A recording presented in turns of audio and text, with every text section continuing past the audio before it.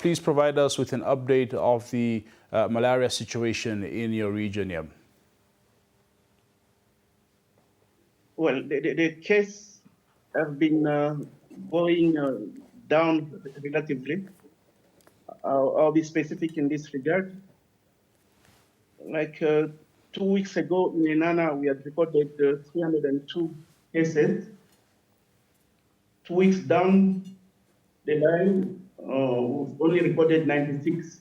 So from 302 to 96, that is a significant increase in Enana. Yeah.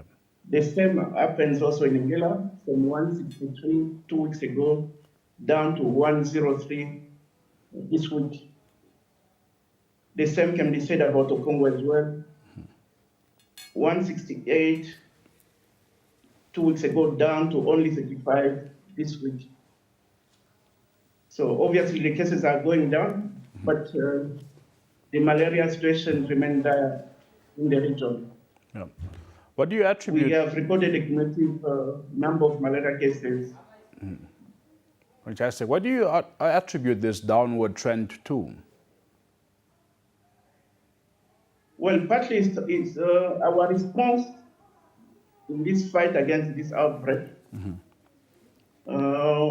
But we also have to admit that the rainfalls have come out, somehow helped also a bit. It's raining less, and we have less water bodies. Okay.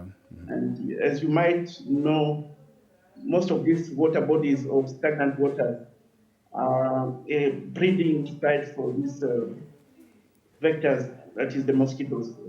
Absolutely. Also, how has our cumulative... No, please go ahead, Our Doctor. cumulative number have reached 3,717 from the time the malaria outbreak was detected back in October 2024, with 682 malaria admission in our 2 hospitals, and we've recorded 7 deaths so far. So it's quite serious. It's quite serious indeed, Doctor. Just to confirm, did you say 6,217 cases since October? No, 3,717. Okay. Thank you for that clarification, Doctor. This is basically about 65% of the malaria cases recorded in the country. Yeah. Meaning the epicenter for this outbreak is the Ohangwena region. In the country is that's correct. Yes, very much so. Doctor, talk to us about the support that you've just received, that your staff has received during this period since October, and of course, just generally how you've also been protecting the staff and make sure that they do not contract malaria here. Well, our communities would urge them to continue wearing long sleeve clothing, especially at night. I think that helps a lot to prevent bites of mosquitoes. They should also avoid staying outdoors, especially at night. Households are encouraged to avoid stagnant water around or nearby households because they breed mosquitoes. We've also encouraged communities to seal gaps in walls and roofs to prevent mosquitoes from entering their households. We've also encouraged our communities to sleep under mosquito-treated nets for those that have. Yeah. And of course, we also encourage our community to use mosquito repellent or insecticides such as Doom if they can afford it. Yeah.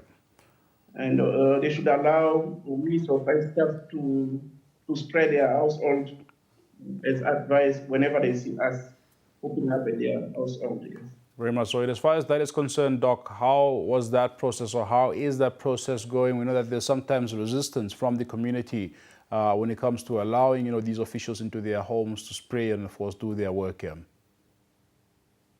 Yeah, generally the acceptance has been fairly good because we've gone through our political leadership and church leadership to pass the information, and the response has been fairly excellent.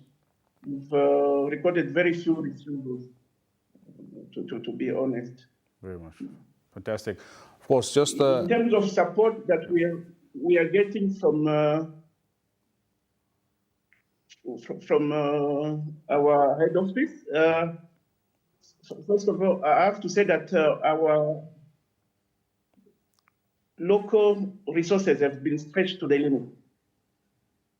And my staff in the directorate are overwhelmed because we've seen an exponential increase of demand for services because of this malaria outbreak. Absolutely. So we've addressed our concerns and gaps to the National Malaria Incident Manager, sitting at head office, to come in and try to help us bridge some of these gaps. And we hope we'll be able to get a positive response sooner rather than later.